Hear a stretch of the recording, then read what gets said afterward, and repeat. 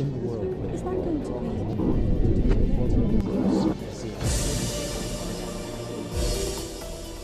The United Nations has faced criticism for decades over its effectiveness, especially its means to resolve conflicts and ease the suffering of the most vulnerable. Many argue that veto powers held by its Security Council permanent members, China, France, Russia, the UK and the US, create an uneven balance of power.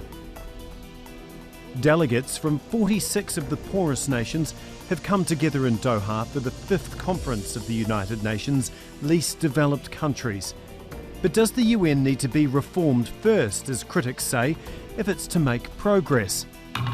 Csaba Korosi, the United Nations General Assembly President, talks to Al Jazeera. Csaba Korosi, thank you very much for talking to Al Jazeera. If I could begin talking about action, because in the past you've said that the UN has many treaties, agreements, goals and targets, but when it comes to implementing those, it's slightly weaker.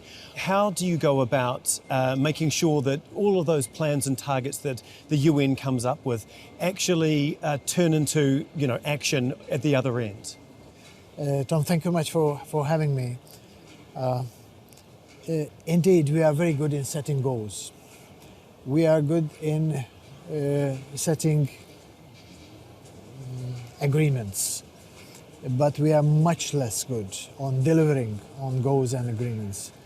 And that's a huge issue, because we are in the middle of the crisis, and that crisis is to become even worse as climate change progresses. So if we don't deliver, then we are going to see very, very difficult times ahead. Obviously, it's a huge issue. So what are you trying to do to deal to that issue? First and foremost, to put the implementation and decision-making on a more scientific basis. It's missing. We are missing it from the UN. I would like to invite science and scientific actors to assist us on addressing where we are, how we are moving ahead, what are our caveats, and what can be done. That all sounds fantastic, but what actionable things are you doing, within the UN to actually make some of these grand plans come to life, if you will? Tom, I have to ask you back, what do you mean exactly? Because the UN and the General Assembly is engaged in 181 items just in this year.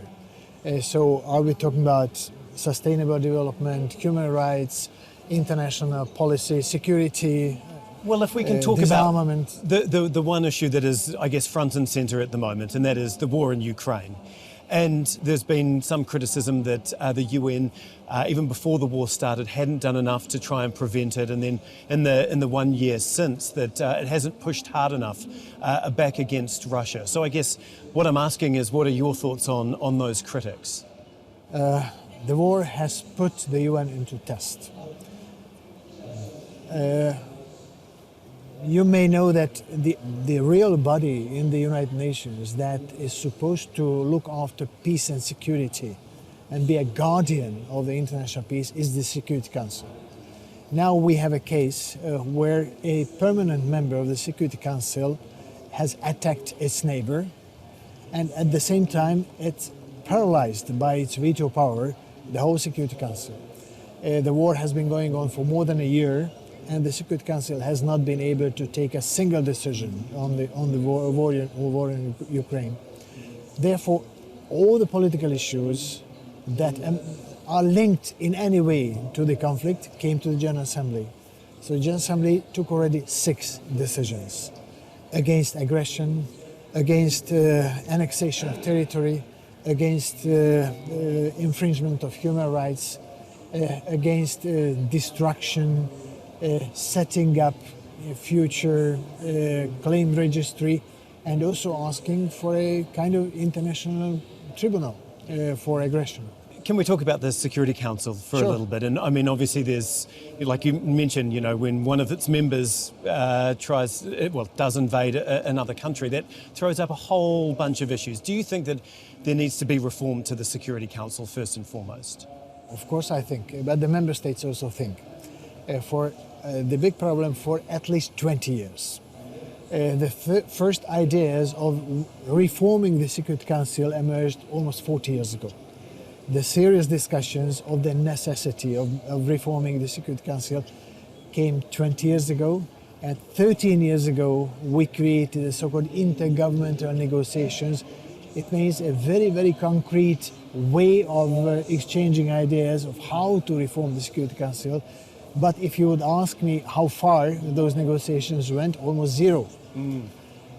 First and foremost because there are different groups of member states who have different ideas, different interests and different objectives, and they neutralize each other.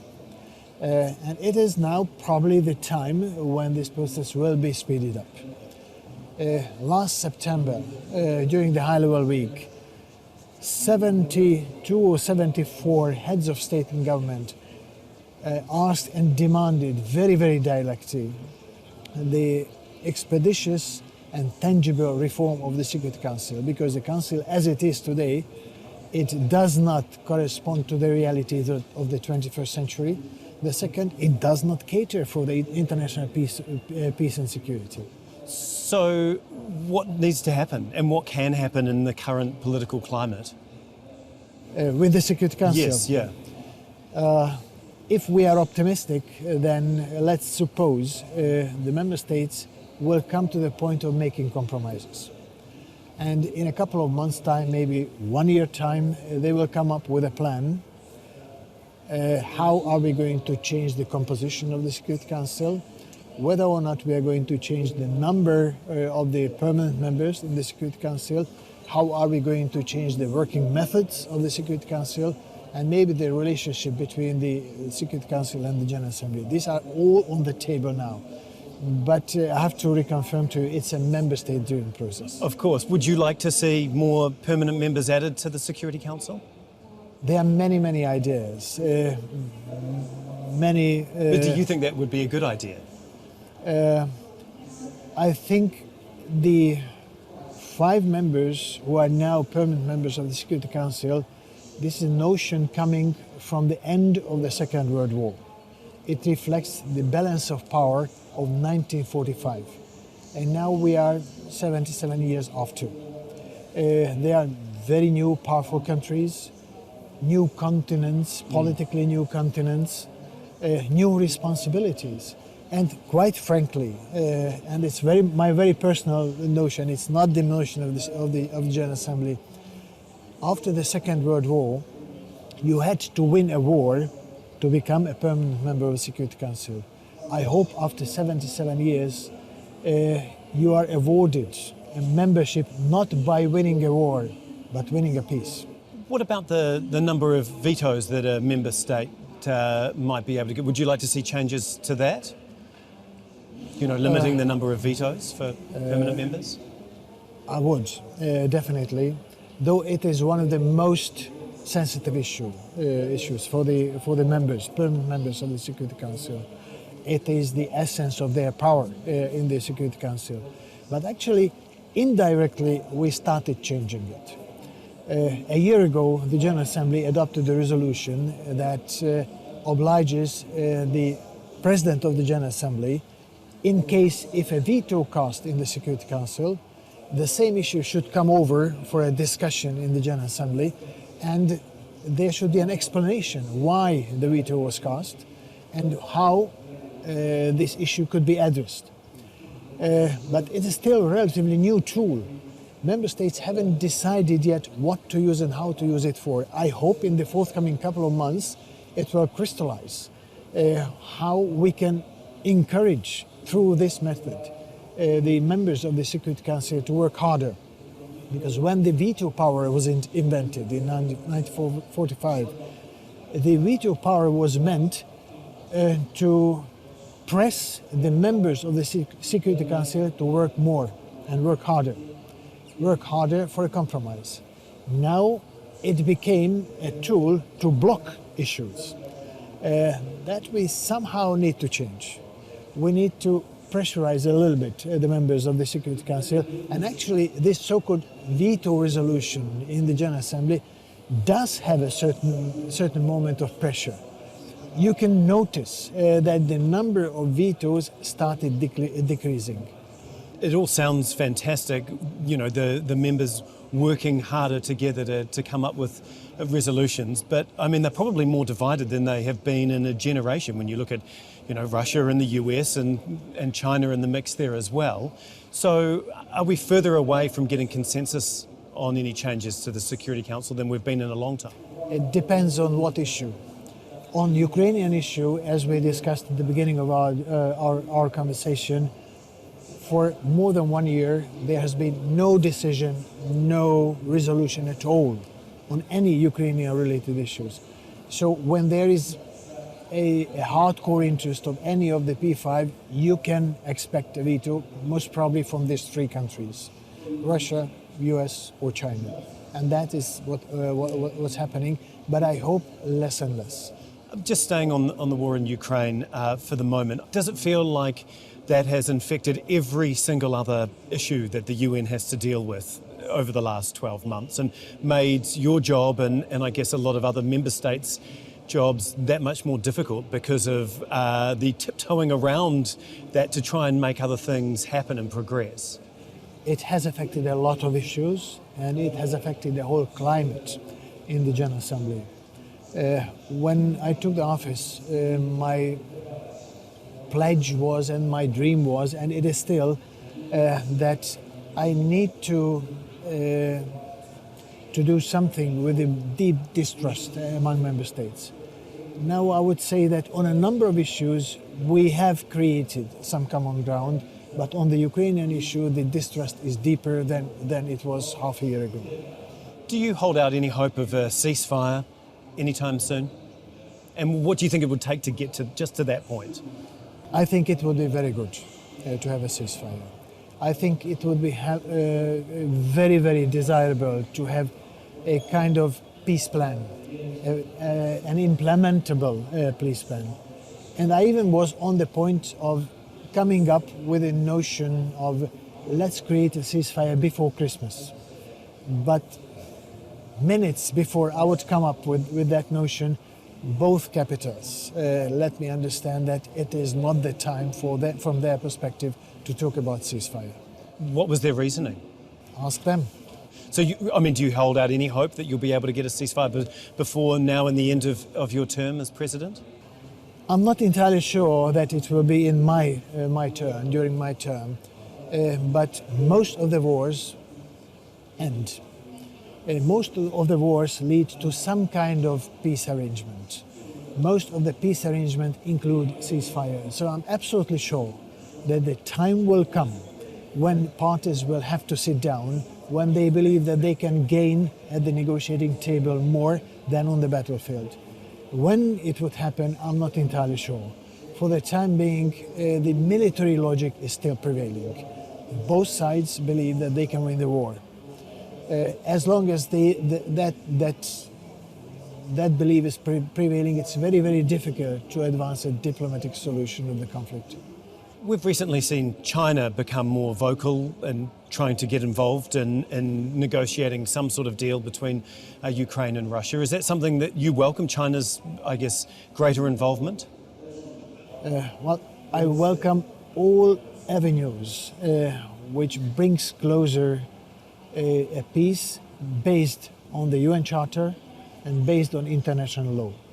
And in a way, I can understand the Ukrainians who say that, yes, we would like to peace, but we would like to protect our country. So everything that is firmly based on the principle of national sovereignty, the integrity of the territories, the non-aggression politics, everything that is based on that and that can be negotiated, I think would be good for the whole world. This war is affecting not only these two countries, this war affecting basically the whole world in this way or the other. I mean, almost at the same time that China offered to try and broker a deal, it also came out that the US, I believe, accused China of potentially planning to sell weapons to Russia. how, I guess, detrimental to the world order and the peace and I guess the fragile nature of where everything is at the moment. I mean, how destructive would it be if that was to come to fruition? I think now everybody has to be very, very sober because we are very close to a major conflict. The military actions for the time being are only between two countries. Many other countries are involved already indirectly through sanctions, through financial means, supplies, other camp buildings. And now we are in a very, very dangerous situation to think about what would be the next step. An expansion of the conflict would be detrimental. Like you mentioned, it's not just Ukraine and Russia that are being impacted. It's obviously having an impact right around the world. And we recently saw that the World Food Programme had to slash its funding for Rohingya Muslims because of basically a financial shortfall. I mean, how detrimental is that, and how much of an impact financially is the war having on the rest of the world, especially where we are today talking about the issues with the least developed countries and the things that they are having to face and the UN's ability to be able to deal with them. You're absolutely right. This conflict impacted the world in many, many ways. First and foremost, you have to understand that Russia and Ukraine were and are major grain suppliers in the world. About 1/3 of the world export of grains coming from these two countries. When the conflict blocked the supply chains at the beginning of the war, it sent up the prices on the international markets for grain and other foodstuff sometimes to 2-3-fold. It means that countries who used to import their basic supplies from Ukraine and Russia found themselves, and these are usually the most vulnerable countries, found themselves in a very absolutely impossible situation with very, very fragile financial situation, very difficult supplies, getting supplies from the cheapest sources possible. Their supplies were cut. They were not in the position to pay 6 or 7 times more for the same grain.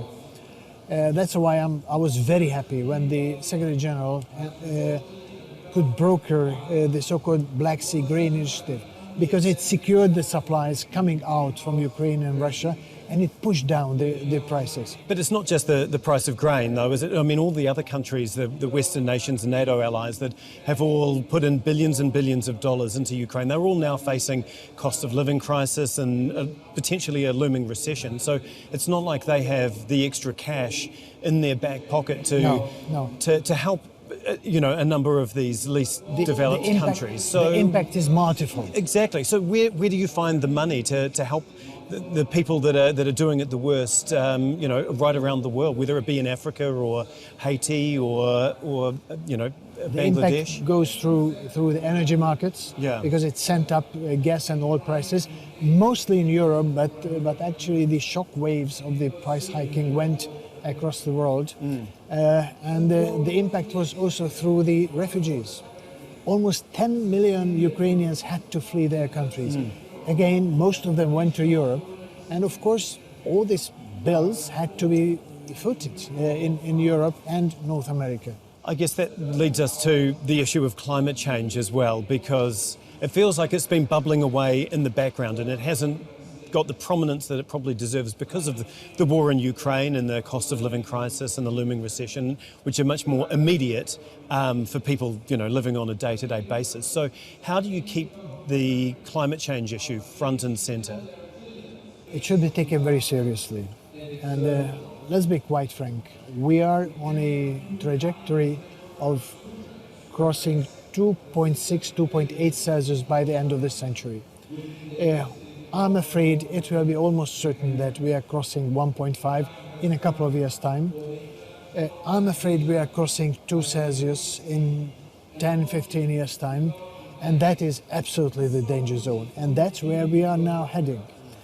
Even if we would stop emissions today, which is impossible, the rising of temperature would continue at least for 30 years more.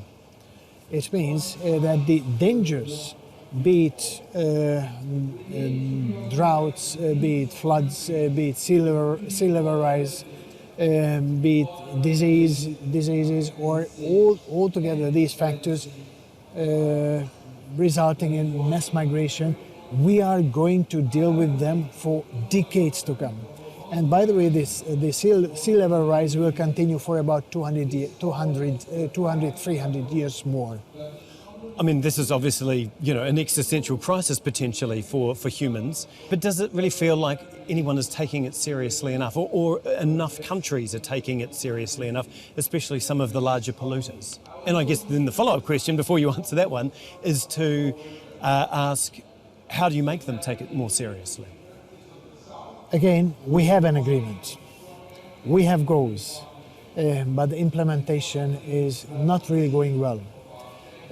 We should be now on a declining phase of the emissions.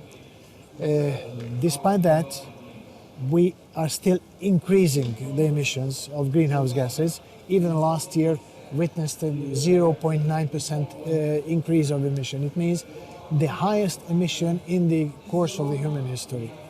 It means that we are programming the exponential speed up of the climate change. Can we accept it? No, because the consequences will be tremendous. Not only for the small island states, for them it's absolutely vital, but each and every country is going to be affected already by climate change. I imagine that you have worked your entire career to become president, and has it been frustrating now that you've been there and trying to get so many things accomplished and achieved? Have you found that just the political ramifications of the world as we know it in 2022 and 2023 that has thrown up more complications than you might have envisaged when you were looking forward to taking on this role? If you have a dream that you are going to solve the problems of the world within 1 year, then you will be frustrated. But if you have a dream to create systems or help creating systems that might lead us sooner or later to solutions, then you may be in a better position. You may feel that, yes, we are doing something. Is the UN fit for purpose as the UN stands now in 2023, or like many critics say, it's just obsolete and doesn't get anywhere near enough done for the amount of money that is poured into it? The UN needs to be reformed. Needs to be reformed institutionally, like we discussed already, the Security Council, but I can say almost the same about the General Assembly. The UN needs to be reformed in terms of scientific backup, how we take decisions and how we validate our decisions. And the UN needs to be reformed in terms of being more apt to the digital revolution. No organization can survive 77 years without major transformation, and we are in the process of a major transformation. But my message to those who say that the UN is worthless and the UN should be disbanded, if UN wouldn't exist today, we would need to invent a UN, because we need it. There are many, many issues what you cannot solve on a national basis. All major questions related to the global common goods, climate, oceans, waters, biodiversity, soils, and many, many others can only be managed jointly by the whole humanity. We are using those services of the nature jointly. We all contributed to upsetting those services, and we can only jointly fix them. This multilateral approach requires multilateral platforms. We unfortunately don't have those global governance systems for most of the global common goods. That's my dream. We have to create it. Just finally, if there's one thing that you want to achieve between now and the end of your term, what would it be? Introduce a solid system of scientific validation of our decision shaping and implementation in the United Nations. And do you think that you'll be able to do that between now and I'm when you working finish? on it very hard. Brilliant. Thank you so much, Csaba Korosi, for talking to Al Jazeera. Thank you much, Tom. It has been a pleasure meeting you.